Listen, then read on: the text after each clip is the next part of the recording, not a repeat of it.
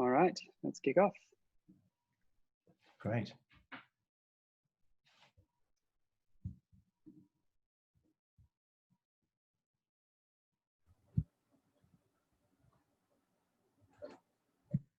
Hi, everyone. It looks like the room is starting to fill up, so I'll kick off.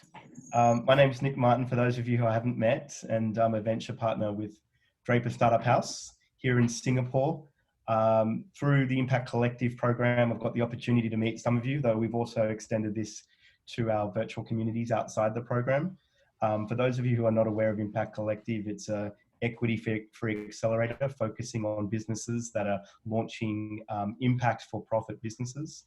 And as part of that, we're facilitating the cross-border launch series. Many of you have expressed interest in looking at the opportunities for second or third markets. And one of those, which was very high on the list, was Singapore. We've invited today Daniel Spencer from Sleek. He's the head of business development and partnerships, very well versed in understanding the ins and outs of setting up your company in Singapore. So we thought it'd be great to bring him on and to walk through some of the details that he helps companies with when they come here to Singapore.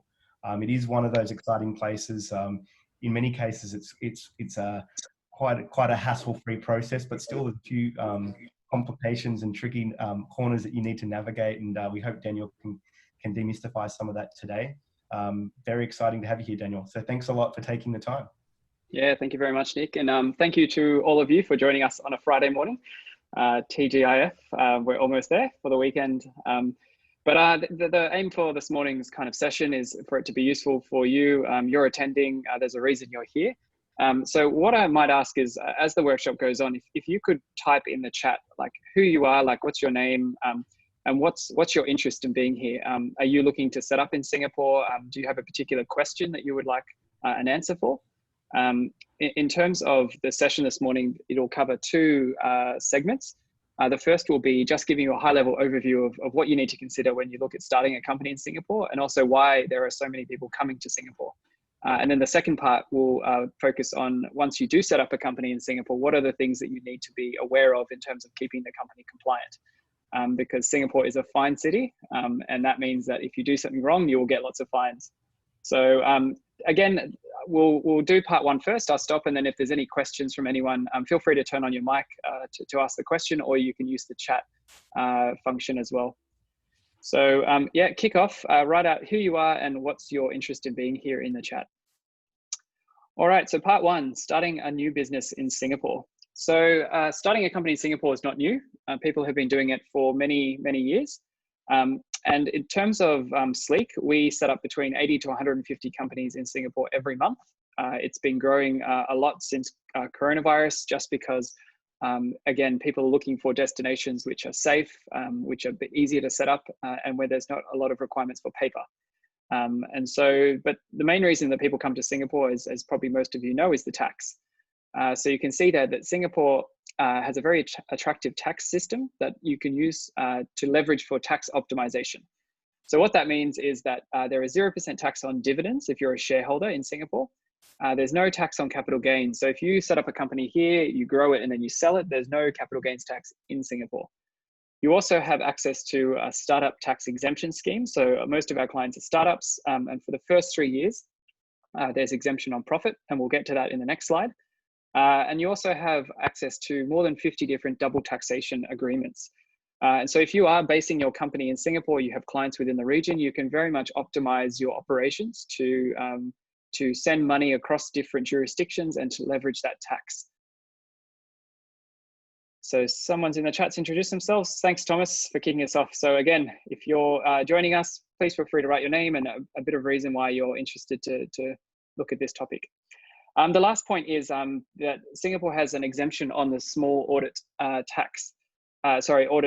scheme. So that means that you don't have to then worry about paying for an additional compliance for your company, which you do in other countries such as India or Hong Kong, where audits are compulsory for all companies. So again, less work and less cost. But other reasons that people look at Singapore is there's a thriving investor community here, lots of accelerators, lots of startups. There's 55,000 startups in Singapore, according to the Economic Development Board. And there's so many networks of startups in different verticals and different industries helping each other in terms of looking for funding, looking for clients, even just prototyping. So it's a great network. And in Singapore, where I'm based and Nick is based, you've got these different networks of people that are willing to help each other and to share contacts. So it's a great place to be for that. You also got 100% foreign ownership, which is a really attractive incentive for many companies, because particularly for startups, you don't really want to give away any of your company to someone else just because the government says you have to. So for a lot of our clients, they set up here because they can own 100% of their company, even if they're not from Singapore. So no local requirement for Singapore. And then the last point is that there's very straightforward rules and regulations when it comes to intellectual property. You've also got work visas that you can get if you're looking to move to Singapore and live here. So there's the employment pass visa and the EntrePass if you're an entrepreneur. The rules around those and just the requirements are becoming a little bit more strict, just in terms of the climate that we're in at the moment. But still, we set up companies and also apply for visas for our clients, and we're still seeing that lots of people are still getting visas. It's just you need to abide by the requirements that are changing in terms of the climate. You also have pretty straightforward rules when it comes to licensing. So if you're engaged in an activity that might require a license, like import-export or setting up a travel agency or anything to do with financial management, then again, it's quite easy to understand those licenses and to apply for them. Singapore has a centralized license portal called Go Business, where you can log in and with your company business number, you can apply for the licenses. And then the last point is during COVID, we've seen probably the smallest win in terms of a silver lining, is that the corporate banks in Singapore, which traditionally were very adverse to allowing people to set up accounts online, we've now got banks in Singapore that realize that no one can travel here. And so they are now allowing companies, even though you're not in Singapore, to set up a corporate account by doing a call with the bank over a video conference, holding up your passport. And that's been a huge game changer for Singapore as an attractive destination. So those are kind of the high level reasons as to why lots of people are coming here. September actually saw the record number of incorporations ever in Singapore, which was incredible. I think there was more than 4,000 just private limited companies set up in 1 month.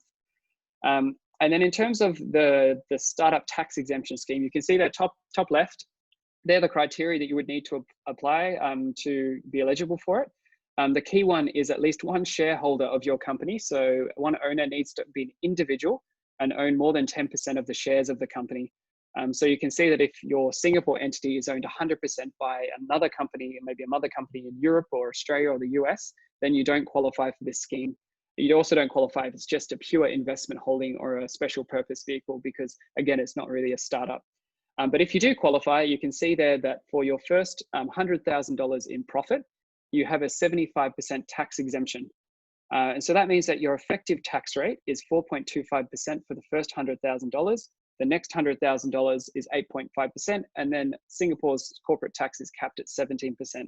And bottom right, if you don't qualify, or if you pass those 3 years, you still have partial tax exemptions. But instead of $100,000, it's $10,000. So again, after this workshop, I'm happy to share these slides. So again, you can have them as reference, and also happy to answer or help with any questions. All right, so Singapore is one location, but potentially you might also be looking at other locations within Asia. So in terms of Sleek, we have offices in Singapore and Hong Kong, which are two markets which are growing very fast and quite attractive. But we also compare different countries within the region. So if you're interested in any of those other markets, you can have a look at those resources. And then in terms of Hong Kong, the main difference is that in Singapore, and we'll get to the requirements in the next slide, in Singapore, you need to have a local resident director for your company, which is just a requirement. And in Hong Kong, there's no requirement to have that. So that's a plus for Hong Kong. The negative for Hong Kong, as we mentioned earlier, is you need to do an annual audit, which costs money, which is also sometimes quite complicated. In Singapore, with the small company exemption scheme on audits, you don't need to have one. So that's a benefit. But in terms of tax, and maybe you know this already, Hong Kong is a very popular destination for e-commerce. And the reason is that if you don't have any customers in Hong Kong, you pay no profits tax. Whereas in Singapore, Singapore is based on if you bring your profits back to Singapore, into the jurisdiction of Singapore, into you invoice from your Singapore entity, and the money comes into your corporate bank account in Singapore, then you pay tax on that profit, even if your customers were not in Singapore. So again, a different way of looking at it. But Singapore, in terms of just the global climate, is a bit more attractive for many businesses at the moment. So, okay, so you've got a great idea. You're looking to kick off your business. You're looking to build a zip line from the Marina Bay Sands to the Merlion, and you want to start selling tickets. What is the options that you have to do that? The different options you choose will impact these 4 things: your ability to get tax incentives and grants, your personal liability as a director or a shareholder, and also your ability to borrow money or get investments, and your future scalability. So in terms of Singapore, these are the 3 most common entity structures that are set up by companies. You've got sole proprietorships, which is common in most countries. You've got legal partnerships, and you've got private limited companies, which are the most popular. So very quickly, sole proprietorships are usually set up by people that just want to start experimenting in business. It's only available to Singapore citizens or permanent residents or entrepreneur holders. But the main thing is there's no separate identity between you and the company. You are the company. So everything is taxed under your personal income tax, and also you are personally liable if something goes wrong. Because it's linked to you, you can't sell the business and you can't hire people. So again, it's really used most commonly by people setting up like hobby e-commerce, or even the hawker centers. If you're in Singapore, the ones that are selling, typically that's what you see. So again, used to be able to be set up by foreigners in Singapore, but now the government has said no, we're restricting foreigners to only set up private limited companies. So the second one is also legal partnerships, most commonly used by law firms. Again, it's only available for Singapore citizens, PR and entrepreneurs. And you're also, in this structure, it's also taxable under your personal income tax, and also you are personally liable. Lawyers do this because they can divide the liability between different deals they might be working on. So that all the lawyers who are partners in the firm are not liable for one deal that's being done by these 2 partners, but this guy's not involved. So again, we see a very particular structure for these types of entities. So we've just had a few more people join us. So if you've just joined, in the chat, feel free to introduce yourself, tell us a little bit about your business, and why you're here. What's your interest in this topic? And so the last entity structure, which is the most common and that most foreigners will set up, is the private limited company. So it's 100% foreign ownership is possible, as we mentioned. The shareholders are not personally liable for the debts and losses of the company, so it has a separate identity.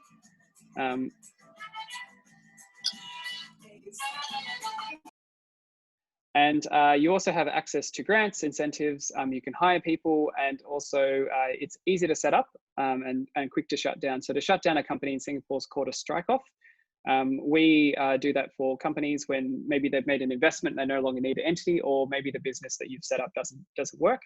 The cost to do that is around $500 from our side, and it involves zeroing all the bank accounts and making sure there's no outstanding tax, and also doing a strike-off with ACRA, which is the company regulator. So it takes around 4 months. But again, if you don't plan to use the company anymore, the timeline doesn't really matter because you've just started the strike-off process. All right, so Sleek, I'll introduce very quickly, and then we'll jump into the private limited company and how to set one up. So Sleek was founded in May 2017 by 3 entrepreneurs in Singapore. They're all French, which is very surprising because typically the French, they find a problem and they complain about it. They don't really do anything about it. But these 3 decided to give it a crack. And so they set up a company that specialized in helping particularly entrepreneurs and investors and SMEs to navigate the difficulties of setting up a company. So the problem they solve, just like many of you are solving a problem yourselves, is to help people to navigate and to overcome the poor customer experience, which is rife within this industry, which is the legal industry. Low automation, everything previously used to just be paper-based. There's actually no need to sign any paperwork when it comes to setting up a company, because in Singapore since 2011, electronic signatures have been accepted to sign all documents. And then the last point was the inconsistency in price. So in Singapore, there's more than 2,000 companies like us that help set up companies. And every single company has a different price, but essentially everyone is doing the exact same thing. And so the philosophy of the founders was, let's just put the prices on the website, make it super affordable, leverage technology to make it affordable, and take away the biggest obstacle for anyone setting up a company, which is how much is it going to cost me? And am I going to get stung by hidden fees? And so what they did was they've invested into building a platform. And so this is what we've been building for the last 3 years. And the platform is used to help our clients to work faster, to do things simpler, to not overcomplicate things, because in the end, it's not rocket science to set up a company. There's a few requirements. It's the same, irrespective of if you're a startup, an SME, or an investor, and it ultimately to save money. So these are typical clients we've got coming from all over the world.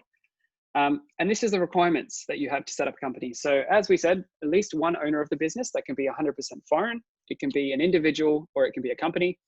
At least $1 paid up capital, and that can be in any currency. It's typically advised when you register your company to set it up with $1. And then as soon as you've incorporated or you've registered and you've got your business number and you've set up the bank account, then you can raise the capital of the company. But it's not recommended to incorporate a company with a lot of paid up capital initially, because there's some cases whereby the banks may decline the bank account opening. And if you don't open a bank account, you have nowhere to put that paid up capital. And so we've had it in the case of a previous company. It was involved in cryptocurrency, and none of the banks wanted to touch it. They didn't want to open a bank account for it, and they'd issued $1 million paid up capital. They then had to go to a law firm to get the capital reduced from the constitution and then to shut down the company. So again, just from that experience, it's always easy to shut down a company with not a lot of money on it, say $1, compared to one with a lot of money after you've incorporated. The third requirement is a company secretary. So this is a mandatory requirement for all companies in Singapore. The role of a company secretary is it's the legal representative of your Singapore company anytime you need to talk to the government. And so in Singapore, the two key bodies that you talk to is ACRA, which is the company regulator where you register your company and you need to report to at different times of the year, and IRIS, which is the company tax office. So the corporate secretary's role, or the company secretary, is to help you prepare the documents, to hold your AGM, to do your annual filings, and then to make any legal changes to the company. The resident director is also a requirement. So as I said, in Hong Kong, there's no requirement for this. In Singapore, it is probably the main requirement, which a lot of companies look to overcome. Because if you don't have anyone in Singapore who's permanent resident, Singapore citizen, or you yourself don't have an entrepreneurs, then you would need to use another local director. And so Sleek and other companies, we provide what's called a nominee director. And a nominee director is a non-executive local director. So in our team, it's one of my colleagues. They're provided just for you to have the company, but the other directors who can be based anywhere in the world are the executive directors. And so they're the ones that make the decisions, but at least you've ticked the regulatory box that you have at least one local director. And then the last is an address in Singapore. And so we provide our office address to companies that are looking to set up in Singapore, but they're not based here. Otherwise, if you are based here, you can use your own address if you live in a condo or a HDB. But you just need to consider that, one, your landlord's okay for you to use that address as a business because it becomes public for everyone to see. And the second point is, if you're conducting business from your home, then you also need to apply for a license from either the URA, which is the Urban Redevelopment Authority, which regulates the use of all the buildings in Singapore, particularly residential, or the HDB Authority if you live in a HDB or Housing Development Board accommodation. All right, so this is the last slide before we finish part one of setting up the company.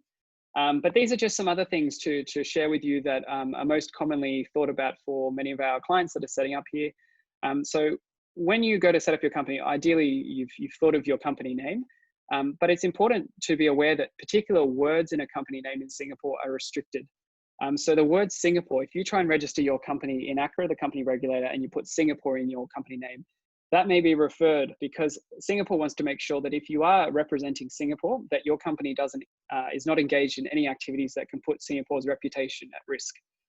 Other words such as architect or engineer, there also will be referred to the different bodies that govern those types of activities, because again, they want to make sure that you are actually an architect or an engineer or a school, because those are regulated activities.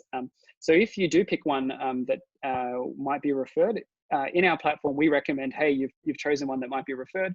If it does get referred, it slows down your incorporation between 14 days and 2 months, just because they take time to look at it, to come back to you, to give you approval. Otherwise, you can just change the name and pick something else if you aren't going to engage in those types of regulated activities. The second point is that every single business needs to pick a code which is linked to your company. And this is called an SSIC activity code.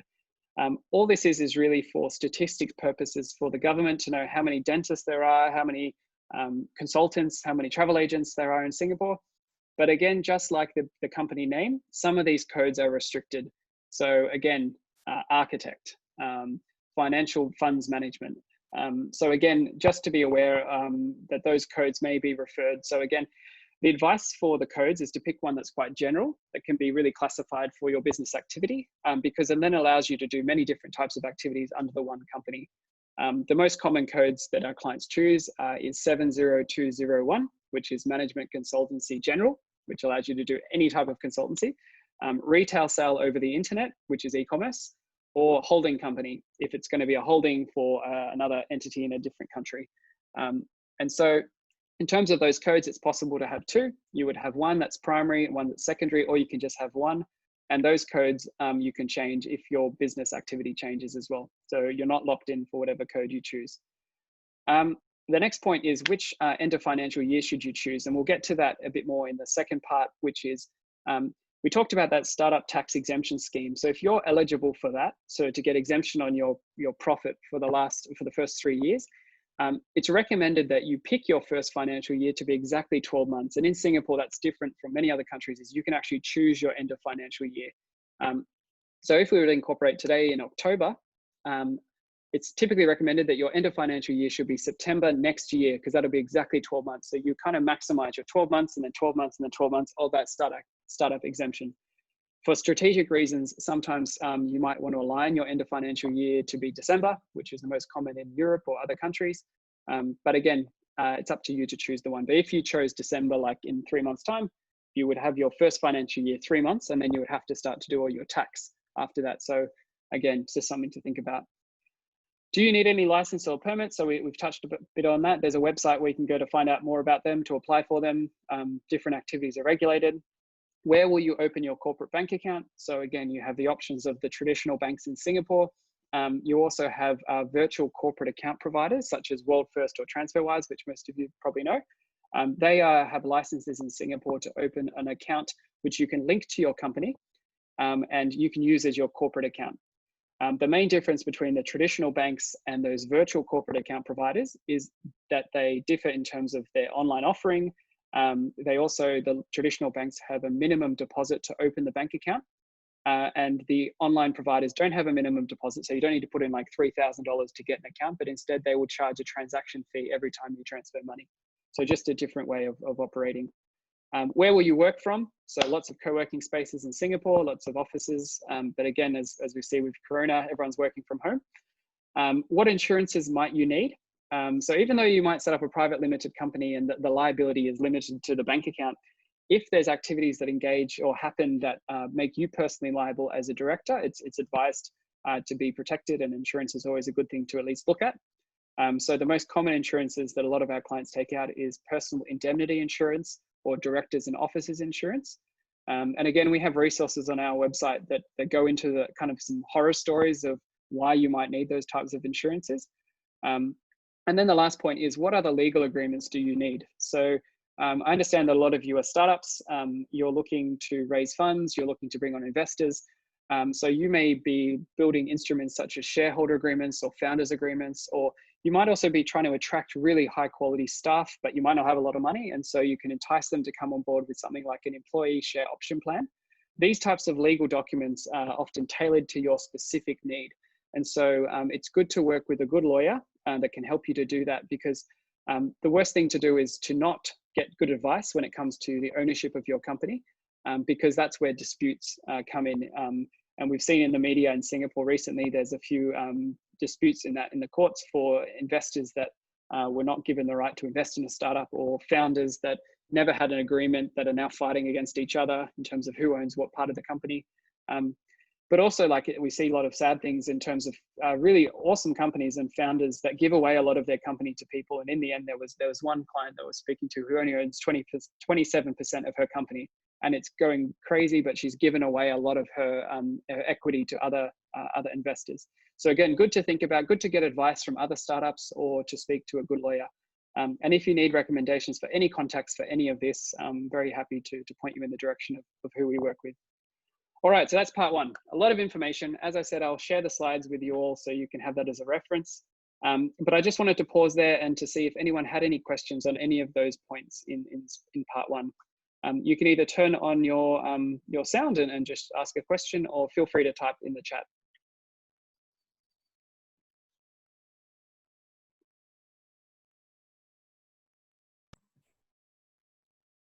I had a question.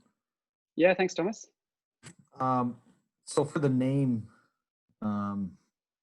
processing time, we went through got something similar to the referred processing with adding Canada into our name, and that was accepted. If we already have gone through that, do we mention that? Do you think that would expedite the naming processing time? So you've already applied for the name in Canada. It was referred in Canada, but in the end, you were able to get the name used. Right. Like if we were to throw in, we have a Water Life Systems Canada Inc. Yep. We came into Singapore, Water Life Systems Singapore. Do you think they would look at that? Do you think it'd be a big deal? Look, it is possible to get it. It's just there's the additional delay sometimes for them to review the application. So Singapore doesn't really look at other countries. It only looks at the Singapore side of things. So sure. Okay. Sometimes it gets approved and they don't refer it, but there's a higher chance of it being referred if it's one of those buzzwords which will be triggered an internal referral. So yeah, if you want to go ahead with Singapore, you can put it through, but just be prepared that it might be delayed. The other thing is in Singapore, which is quite unique, is that you can register your company name with ACRA. So that's your company name, but you can trade under a different business name, and you don't actually have to apply for a business name in Singapore like you do in other countries. The key thing though is you don't infringe on anyone else's trademark or patent. But for example, Sleek, we're registered as Sleek Tech Pty Pte Ltd, but we trade under Sleek, and we don't have the trademark on Sleek. And we don't infringe on anyone else's. So if you do register your name, company name, but you want to do something different, then you can do that as long as you put your business number on your invoices and your website, so that people can always trace back to what your actual company is. Gotcha. Thank you. Cool. Any other questions I can help with?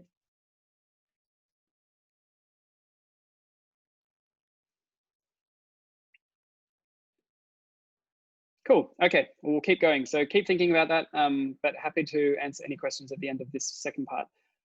All right, so part two, you've set up a company. What do you need to be aware of? So as I've mentioned a few times, the key bodies are ACRA and IRIS, which are the two ones you need to just be aware of what they do. The failure to meet the deadlines, there will be penalties and fines, just like everything in life. That's mandatory. But the key thing for you as founders or you as the business owners is to just know one key date, and that is your end of financial year, because that dictates all of your deadlines. So the end of financial year you pick at the time of your incorporation, and then you verify in your first director's board resolution. So all the directors say, okay, our end of financial year for this company is going to be this date. From advice from our clients, it's a lot of startups, they just want to register the company. They want to collect that first payment. They just want to start running. And they don't keep good records of accounting. And so what happens down the track is that when they go to raise money, or they look to get a bank loan, or they look to raise funds, the first thing everyone looks at is your finances. And if you haven't kept track of those, then it's a lot harder to do those things quickly. You also, if you don't keep your accounting clean from the very beginning, then it's often you leave it to the last minute, and then you start to miss the deadlines. So the key thing is, even though you might outsource a lot of your accounting to someone like Sleek or anyone else, it's still important that you as the director understand the basics of when things need to happen. Today, just like everything, there's technology that can make your life a lot easier. So we use Xero for all of our clients, which is a cloud accounting software from New Zealand. It integrates into the banks. It's very easy to use. You can send invoices and everything is integrated together. So it reconciles a lot of the transactions automatically. So again, no paperwork. We use it for Sleek. It's great. I can go out for a coffee. I can take some for a beer. I take a picture of the receipt, send it to the Xero system, don't have to remember about it again. And also take advantage of Singapore's tax system and the double taxation agreements we mentioned earlier. This here is to give you a very high-level overview of just a typical company. So as I said, if we incorporated today, the end of financial year that I would pick or that we would recommend is the 30th of September. You can see for your first 12 months of your year, there's actually no tax. It's just you're doing your accounting, you're keeping your bookkeeping, you're buying lots of beers, you're keeping the receipts. And then 3 months after the first end of financial year, you prepare your first tax and accounting records, which is called your ECI, or your estimatable chargeable income, your estimated chargeable income. 3 months after that, you hold your annual general meeting, which the corporate secretary helps you to run. That can be done telephonically, or all your shareholders can dial in. You don't have to do that in person anymore. And at that meeting is where the shareholders discuss the company, you look at the profits. The financial statements have to be ready by that meeting and presented to the shareholders. So again, that's another accounting record that needs to be done. And then also at that meeting, you can pay dividends. So you can decide, we've made all this profit, let's pay it out to the shareholders, no tax on dividends if those shareholders are in Singapore. 1 month after your AGM is when you file your annual return to ACRA. And the annual return is made up of your financial statements and a number of other different documents. So again, it's your corporate secretary that helps you to file your annual return.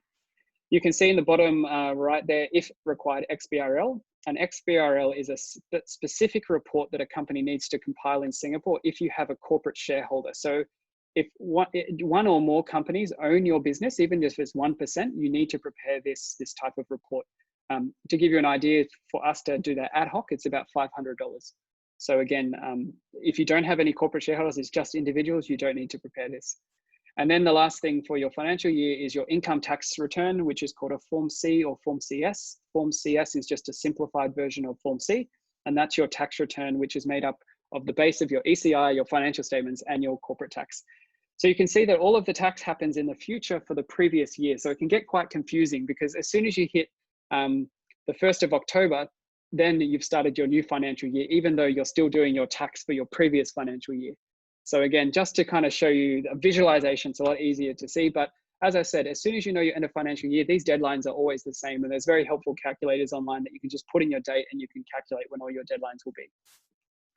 If you miss those deadlines, so if you're like our typical startups that leave everything to last minute, then you can see that you start to get fines. So if you miss your AGM deadline, it's $300. If you miss lodging your annual return, it's $300. And if you present your financial statements more than 6 months after they're supposed to be due, that's another $300. So for each financial year you miss all the deadlines, it's about $900. There is an option to apply for an extension of time if you're like very close to the deadline and you haven't got your act together. It costs $200 to apply for that. You get an extra 60 days, but typically what we see is people who are very unorganized anyway, they apply for the extension of time and then again, they leave it to the last minute. So they end up paying the $200 for the extension and then they pay the $300 penalty anyway. So you just need to decide whether those 60 days you're actually gonna to do it or not, because it's better just to pay the $300 fine than an extra $200 to prolong the pain. I won't go too much into detail on this. This is more for your records after this, but these are the most common things we see in terms of tax filings. So the key one is the bottom one, like claiming a lot of things as a founder or a director that you shouldn't be claiming. So you can't claim lots of things that are personal in nature, not for the company. Most recently in Singapore, I found out there's 2 different types of number plates, one that starts with G and one that starts with S. So G's are business and S is just personal. So if you're driving an S and you fill up petrol or diesel or fuel and you try and claim that as a deduction, most likelihood it's not going to be approved. And also paying yourself or your family money that shouldn't be paid. This is just to quickly go through, so our services. So Sleek, we offer all the services that a company would need. Our clients just pick from us what they need. The corporate secretary, which is again the legal representative, is based on, the cost is based on a year of how many shareholders the company has. So if you only have one, it's $300 for the whole year. And unlike a lot of other providers, we bundle everything that you would typically need into this package for free. So you can hold your annual general meeting, we do that for free. Doing your annual return, we absorb the $60 fee. And anytime you want to change your name, change the code, add new shares to existing shareholders, that's all free. The only time that the plan would change during the year is if you added another shareholder, then the plan would be prorated at the cost of 2 shareholders, which is $420 if it's 1 shareholder for the rest of the contract. So again, just meant to be transparent, also based on fairness, because the guys who are clients who have 1 shareholder, they typically ask us less questions than the people that have like 30 shareholders that ask us questions every day. So it's really based on the amount of work that we would do, rather than just having one blanket rule, which most other companies have in terms of the cost. The way that our clients will contact us and ask us for help is they log into our platform, they go, I want to change my director. You can see there it's free, you can see the time frame. It gets people off email, death by email, and also you can track the change. We file it with the government. You can see there on the left Sleek sign, that's our digital signature, which we use to get you to sign any resolutions, and then we keep it in your company secretary folder. So everything is just easy for you to access. I'm not going to go through this. This is in more detail around what do those different tax things mean. So again, you can have that there for your reference. Accounting and tax-wise, so we are the only company in Singapore that bases our accounting plans based on your expenses every month, rather than the traditional model of an accountant, which is based on the time cost. So what that means is most other accountants in Singapore will ask you, how many transactions do you expect to have every month for your company? The difficulty with that is if you're a startup, sometimes you don't know. You don't know how many clients you're going to have. You don't know if you're going to be paying Shopify or websites or whatever. But you do typically know how much expenses you're going to have in terms of salary, in terms of paying for things. And so the way that our plan works is you pick the plan based on your expenses. It's an annual cost, but we review it every 3 months, and then we prorate it or we deduct it based on what's the actual amount that you're spending in expenses. And we track that using Xero. But the plans include unlimited payroll. They include the software, the bookkeeping, and all of the tax preparations that I mentioned in that graph. And then on the right-hand side, you can see there, if you do have a corporate shareholder, you can add an XBRL for an extra $500. If you're GST registered, you can also add that support. And if you're a group company, so if your Singapore entity owns a number of different entities, that's when you sometimes need to do a consolidation in Singapore. If your group in Singapore, your holding company is a controlling entity. If it's just like a passive investment vehicle and it doesn't actually control, then you don't need to consolidate. But again, we can support with that as well. The bank account, so typically to set up a company is less than a week in Singapore. The time frame is very much based on getting all of the documents from the directors and shareholders to confirm their identities and to check whether they can be directors. This week we had someone try and set up a company with a stolen Ukrainian passport. So the compliance team check everything. We make sure that people are not being debarred from being directors if they've never done their compliance as a director of another company. But once the company is set up, you have your business number, you get your constitution, you can then in our platform say, okay, I need to open a bank account. There's the traditional banks, there's the local online banks, World First, TransferWise. You can send to the bankers all of your documents for them to review. And then you can set up a call or a meeting with them. And the people that need to be present at the bank meeting are the directors to authorize the account opening. But just like any other bank account, you can put people who are signatories of the account that are not the directors or the shareholders of the company. So those people should just attend the bank meeting and provide the recommended identity documents to the banks in addition to what we send them. Because we work with startups, we've got a lot of partners. So part of my role is going out and hustling and talking to big tech companies or other providers and saying, hey, we've got about 100 clients every month that are setting up companies. They need supports. What can you offer them? So these are some of the partners we have. It's about $30,000 worth of free perks. So Stripe gives all of our clients $10,000 of free processing credits. So Stripe is a payment gateway. If you're doing e-commerce or you're collecting money by credit cards, their first $10,000 of their processing fee is waived. But again, you can see there's lots of different types of partners that we bring on board. On our website, many free information, all tailored to startups. So it's like a 2-3 minute read to just get an understanding. So again, you asked about picking a company name. There's a resource on that. What is this corporate secretary? 5-minute guide to tax. The digital signature that we built for the last 3 years is free for anyone to use, even if you're not our client. So you're very welcome to use that. You just go to our website and at the top it says sign. We released that for free for anyone during COVID, just because businesses had to go online. And so it's just like PandaDoc, Hello Sign, except it's our own signature, works on the same method in terms of the audit trail. And you can use that to send documents to anyone, and it's free. So we use that for all of our own documents. So that's really it. The platform that we have, you can access for free. You don't actually pay anything until you take anything from us, but at least you can see the onboarding and see the experience that we provide in terms of the virtual experience. So I'll stop there. A lot of information, but is there any questions for anyone at that point? Certainly a lot to take in. I mean, Singapore does make it relatively easy compared to others, but there's still a lot to learn. And thank you so much for helping demystify some of the elements of setting up in Singapore, Daniel. I saw one question on the Zoom group chat that is one that's echoed through a couple of other conversations I've had in the last week with some of the founders in the Impact Collective program, who are looking at Singapore as a place to raise capital and then to expand into another market. So is there anything that you've learned from experiences of companies that you've seen or supported through Sleek in terms of any optimizations from the business setup or the tax opportunities that are available, let's say with a company here and maybe launching into a second market in Southeast Asia? Yeah, so it's very common, as you mentioned. So lots of people set up the company in Singapore to raise funds. It's really important to look at the different countries that you're in compared to Singapore and what the agreement has in place for the double tax. To give you one example, Singapore, no tax on dividends. Indonesia, 20% tax on dividends. But under the Singapore-Indonesia tax agreement, if you send dividends from Singapore back to Indonesia, it's capped at 10%. So it's a very unique example of how that agreement changes the rules when it comes to the tax in Indonesia. But again, you can get a lot of investment in Singapore, and then it's how you move that money between the different entities, how you reconcile that, and also if it is a group, how you keep track of that in terms of the compliance.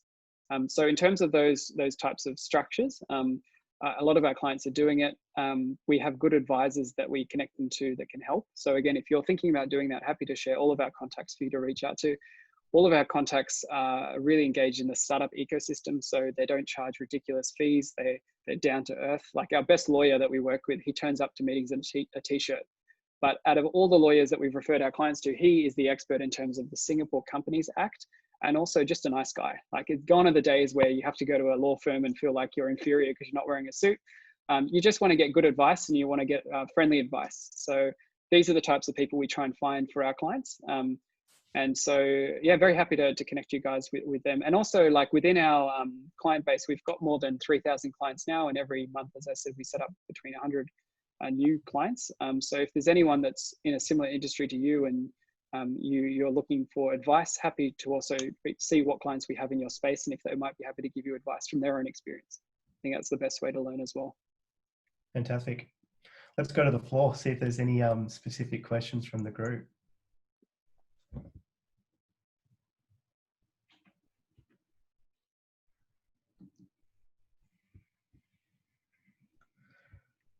Is it possible that you've covered everything that is needed to be known?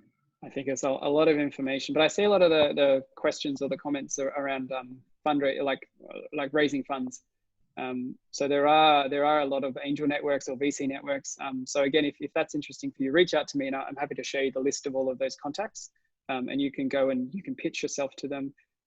At the end of this year, there's the Singapore FinTech Festival. So there's a lot of accelerators that are looking for startups. So depending on what industry you're in, I'm sure there's networks that I can connect you in to just get plugged into. Great. And is the same with the grant opportunities? Yeah, of course, Thomas. So again, many grants available. Lots of them, though, are limited to companies that have at least 30% local shareholding in Singapore, but there are some that are available for 100% foreign-owned companies. So more than 50 of them. They're quite complicated. So again, happy to share with you the most common ones. And also there's a department in Singapore called the SME Centre, which is a government body. And their role is to just provide free advice on grants and other incentives. So they're the best people to talk to on that. And again, happy to share those contacts. If you want, Daniel, after the call, if you share with me some of that material that you've collected over the time, I'll share it with the group who came onto the call today, and Perfect. I'll copy you into the email. So then if anyone wants to have any specific follow-up, they put your detail even though you shared it here. Sounds good. Fantastic. If no other questions, I think we can wrap this one up. You've done a good amount of talking and got a lot covered in the, I'd say, 45 minutes. So thanks so much, Daniel, for your time today on this topic. And for those of you who were looking to join the second session on the Singapore launch stories, we'll be going into another Zoom link in about 15 minutes. So look forward to seeing some of you in the next chat. And thanks again, Daniel. You're welcome. Have a good Friday, guys.